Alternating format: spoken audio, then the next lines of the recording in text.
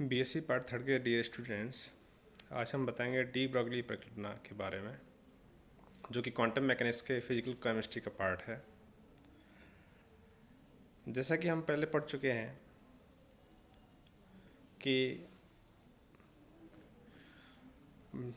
जो electromagnetic waves होती हैं या वेव्स हैं, इलेक्ट्रोमैग्नेटिक वेव्स हैं, वो डुअल नेचर रखती हैं। जैसे कि आइंस्टाइन ने बताया था, प्लांक्स ने बताया था कि वो एक तो वेव के फॉर्म में तो होती ही हैं, साथ में वो पार्टिकल के फॉर्म में भी होती हैं, जैसे हम क्वांटा या फोटॉन कहते हैं। और इसके आधार पर फोटोइलेक्ट्रिक इफेक्ट की व्याख्या की गई थी, ब्लैक बॉडी रेडिएशंस के स्पेक्ट्रम की व्याख्या की गई थी, और बहुत सारी जैसे कॉम्पटन इफेक्ट है इसकी व्याख्या तो बहुत सारे जो फिजिकल फिनोमिना हैं उनकी व्याख्या हमने इसके आधार पर की गई कि इलेक्ट्रोमैग्नेटिक वेव्स जो होती हैं वो पार्टिकल की फॉर्म में होती हैं।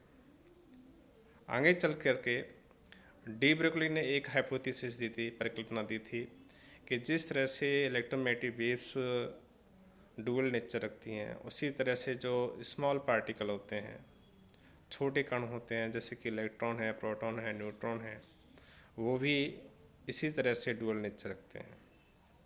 वो पार्टिकल के साथ साथ वेव के फॉर्म में भी होते हैं, वेव उनके साथ एसोसिएट होती है। तो ये सबसे पहले जो बताया था डी ब्रोगली ने बताया था, और उसका पुष्टि भी की थी डी ब्रोगली ने। तो इस तरह से कि इलेक्ट्रॉन जैसे जो सूक्ष्म कण हैं वो दोहरी प्रकृति रखते हैं, और ये सभी कभी कण की भांति व्यवहार करते हैं और कभी ये तरंग की भांति व्यवहार करते हैं। और इस तरह से इनके द्वारा जो कण एसोसिएट होती है, संबंधित होती है, वो द्रव तरंगें कहलाती हैं।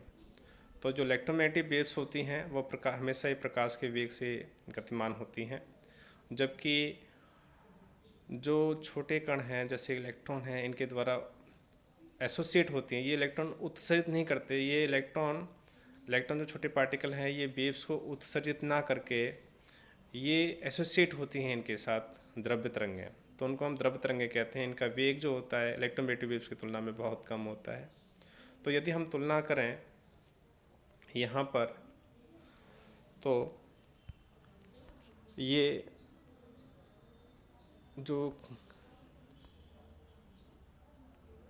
किरणें हैं, द्रव तरंगें हैं, वो निर्वात से पास नहीं हो सकती, जबकि इलेक्ट्रोमैग्नेटिक वेव्स जो होती हैं वो निर्वात से पास हो जाती हैं, निर्वात को पार कर जाती हैं। जबकि इलेक्ट्रोमैग्नेटिक वेव्स के लिए कोई भी माध्यम की ज़रूरत नहीं पड़ती है, जबकि इनको माध्यम की ज़रूरत पड़ती है द्रव्य तरंगों को। वो शून्य यानी कि निर्वात से पास नहीं हो पाती हैं, पार नहीं हो पाती हैं। ये द्रव्य तरंगें होती हैं, ये उत्सर्जित कण के द्वारा उत्सर्जित नहीं होती हैं, बल्कि ये एसोसिएट होती हैं उस कण के साथ। और जबकि विद्युत चुम्बकीय जो तरंगें होती हैं ये किसी न किसी कण से उत्सर्जित होती हैं। इलेक्ट्रॉन जब निम्न ऊर्जा कक्षक से उच्च ऊर्जा स्तर पर जाता है, तो ये जिस तरह से हमें स्पेक्ट्रम लाइन प्राप्त होती है, जो इलेक्ट्रोमैग्नेटिक वेव्स हैं वही होती हैं जो कि हमें प्राप्त होती हैं, देखने को मिलती हैं। तो एक इलेक्ट्रॉन निम्न ऊर्जा स्तर से उच्च ऊर्जा स्तर में जाता है, तो वहाँ पर वो फोटॉन्स रिलीज होते हैं जो कि इलेक्ट्रोमैग्नेटिक वेव्स होती हैं। द्रव तरंगें जो हैं उनके लिए लैम्डा का मान अत्यंत कम होता है, और जबकि इलेक्ट्रोमैग्नेटिक वेव्स के लिए लैम्डा का मान अधिक होती है। तो इस तरह से इनमें जो अंतर है बेसिकली द्रव्य तरंगें और इलेक्ट्रोमैग्नेटिक वेव्स। और द्रव्य तरंगें जो होती हैं वो डी ब्रोगली तरंगें भी कहा जाता है, और इनकी जो है प्रॉपर्टी एंटायरली डिफरेंट होती हैं उस तुलना में। यदि हम यहाँ पर डेरिवेशन देखें तो इजीली हम ड्राइव कर सकते हैं किसी भी जो इलेक्ट्रॉन हैं उसके द्वारा जो एसोसिएट द्रव्य तरंगें हैं उनको हम उसकी लैम्डा का मान हम निकाल सकते हैं। तो इसके लिए जो प्लैंक का फॉर्मूला है E=h/nu और E=mc², ये दो फार्मूले हैं। इसके आधार पर हम इसको ड्राइव कर सकते हैं, लैम्डा की वैल्यू ज्ञात कर सकते हैं। E=h/nu जो कि प्लैंक के अकॉर्डिंग है, और वहीं E=mc² जो कि आइंस्टाइन समीकरण है। तो दोनों ही एनर्जी को रिप्रेजेंट कर रहे हैं। तो यहाँ पर दोनों के इक्विवेलेंट हो जाते हैं और इस तरह से हमने इसको सॉल्व किया तो हमें प्राप्त होता है lambda equal to h upon m c. और इसी को हम जो सी जो है वेलोसिटी है जो कि इलेक्ट्रोमैग्नेटिक वेव्स के लिए है, इलेक्ट्रोमैग्नेटिक वेव्स के लिए है, जबकि हम इसको सब्स्टिट्यूट कर देते हैं वी के द्वारा, तो ये हमें जो प्राप्त होता है lambda equal to h upon m v, ये जो प्राप्त है वो इस तरह से है।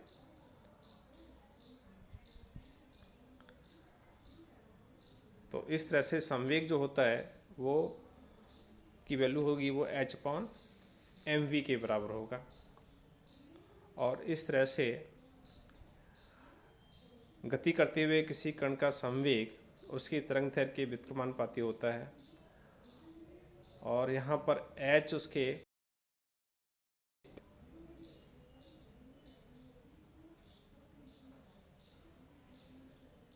तो यहाँ पर उसके संवेग और तरंग दैर्घ्य में मल्टीप्लाई कर दिया जाए तो वो हमेशा एक कांस्टेंट राशि होती है जो कि क्या है, उसका प्लांक कांस्टेंट कहलाता है। आगे हम डी ब्रोगली संबंध या डी ब्रोगली संबंध जो दिया है lambda equal to h upon m v, वो सही है या नहीं है उसकी पुष्टि करेंगे।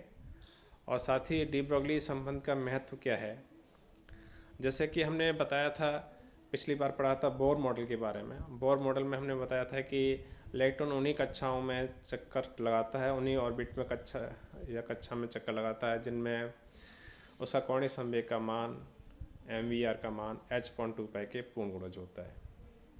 तो इस हम हाइपोथेसिस को कैलकुलेट कर सकते हैं या एक तरह से सिद्ध कर सकते हैं किसके आधार पर, डी ब्रोगली सिद्धांत के आधार पर। तो यहाँ पर कि इलेक्ट्रॉन जब पूर्ण गणज होगा तो इसका मतलब क्या है कि यहाँ पे उसकी जो तरंग दैर्घ्य है वो पूर्ण हो जाएगी। तो यहाँ पर दो डायग्राम दे रखे हैं,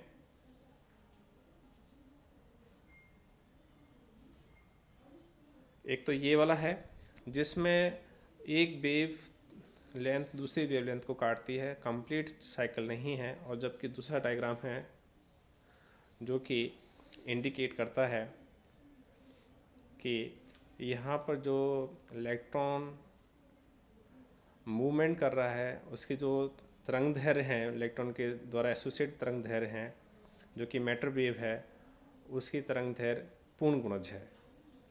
तो यहाँ पर जो परिधि है इसकी वो 2πr, जो कि उसकी परिधि 2πr है, उसकी लैम्डा के पूर्ण गुणज होगा।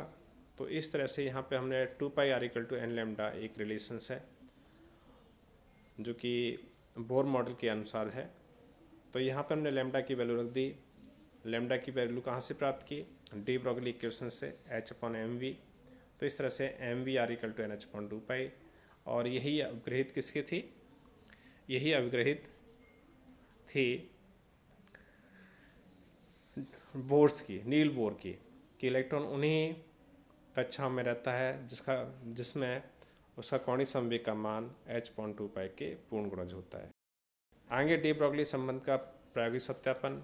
तो लैम्डा इक्वल टू h/mv सही है, लैम्डा की वैल्यू सही हमें प्राप्त करना है, तो हम इसकी पुष्टि करते हैं किसके आधार पर, डेविसन जर्मर का प्रयोग के आधार पर। तो डेविसन जर्मर जो है साइंटिस्ट ने प्रैक्टिकल किया था। ये स्कैटरिंग प्रोसेस है, ये जो एक्सपेरिमेंट है वो स्कैटरिंग है निकल की। उसने क्या किया डेविसन जर्मर ने कि निकल की क्रिस्टल लिए और क्रिस्टल पर एक्स रेज डाली। तो एक्स रेज चूँकि क्या है इलेक्ट्रोमैग्नेटिक वेव्स हैं, तो जैसे ही एक्स रेज पड़ती हैं तो वेव होने के नाते निकल क्रिस्टल पर पड़ते ही डिफ्रैक्ट हो जाती हैं, डिफ्रैक्शन प्रोसेस होता है, डिफ्रैक्शन इफेक्ट देखने को मिलता है।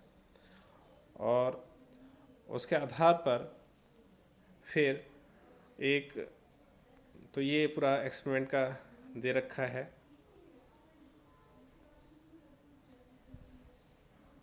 यहाँ पर ये तार को गर्म करके एक तरह से निकल तार को गर्म करके यहाँ पर इलेक्ट्रॉन सोर्स के रूप में एक्स रेज जो प्राप्त होते हैं वो 10,000 वोल्ट लगाते हैं। तो ये फास्ट मूविंग इलेक्ट्रॉन क्या कहलाते हैं? एक्स रेज कहलाते हैं। तो जब हम फास्ट मूविंग इलेक्ट्रॉन पर 10,000 वोल्ट लगा करके हाई टेंशन बैटरी लगा करके तो ये इलेक्ट्रॉन यहाँ पर उत्सर्जित होते हैं। इन इलेक्ट्रॉन को उत्सर्जित इलेक्ट्रॉनों को हम 54 वोल्ट पर त्वरित करते हैं, एक स्लेट में से जो जाते हैं तो एक लाइन में से होकर के ये निकल क्रिस्टल पर जाके टकराते हैं और एक एंगल बनाते हुए 50 डिग्री पर यहाँ पर हमें क्या प्राप्त होते हैं? डिफ्रैक्शन प्रोसेस प्राप्त होता है। डिफ्रैक्शन प्रोसेस का मतलब होता है कि इस तरह का पैटर्न मिलता है। तो ये हमें इस तरह का पैटर्न मिलना क्या इंडिकेट कर रहा है कि यहाँ पर यानी कि विभिन्न तरह की जो लाइट वो वेव्स हैं वो जा कर के आपस में डिफ्लेक्ट होकर के डिफ्रैक्शन होकर के हमें इस तरह का जो है डिज़ाइन प्राप्त होती है, डिफ्रैक्शन पैटर्न मिलता है, विवर्तन एक्स किरण विवर्तन मिलता है। और उसके आधार पर यहाँ पर जो एंगल 50 डिग्री पर है ये हमें प्राप्त होता है। तो इसके आधार पर जो फॉर्मूला है ब्रैग इक्वेशन का, जो कि n lambda equal to 2d sine theta, जो कि हमने पहले पढ़ चुके हैं सॉलिड स्टेट केमिस्ट्री में। तो वहाँ पर ये जो फॉर्मूला है उसके आधार पर हमने लैम्डा की वैल्यू प्राप्त की और ये लैम्डा की वैल्यू उतना ही प्राप्त हुआ जो कि अपने डी ब्रोगली इक्वेशंस के आधार पर लैम्डा इक्वल टू h/mv। तो यहाँ पर v वेलोसिटी है, m यहाँ पर इलेक्ट्रॉन के मास है और इस आधार पर लैम्डा की वैल्यू हमने निकाला तो वो लैम्डा की वैल्यू उतना ही था एक्सपेरिमेंट के जो कि यहाँ पे हमें प्राप्त होता है, इस इक्वेशन से प्राप्त होता है। तो ये इस तरह से यहाँ पे क्या होता है, एक एक्सपेरिमेंटल वेरिफिकेशन हो जाता है कि जो डी ब्रोगली ने हाइपोथेसिस दी थी कि यहाँ पर जो स्मॉल पार्टिकल हैं इलेक्ट्रॉन, प्रोटॉन, न्यूट्रॉन, जब ये मूव करते हैं तो ये कण के साथ साथ एक तरंग भी एसोसिएट करते हैं, तरंग भी संबंध रखते हैं और जो कि द्रव तरंगें कहलाती हैं। उसकी तरंग दैर्घ्य जो प्राप्त की गई थी, जो कि उसके theoretical lambda equal to h/mv के आधार पर जो प्राप्त किया गया उसके समान है। तो इस तरह से डी ब्रोगली सिद्धांत के जो परिकल्पना है उसकी पुष्टि होती है। Thank you for listening.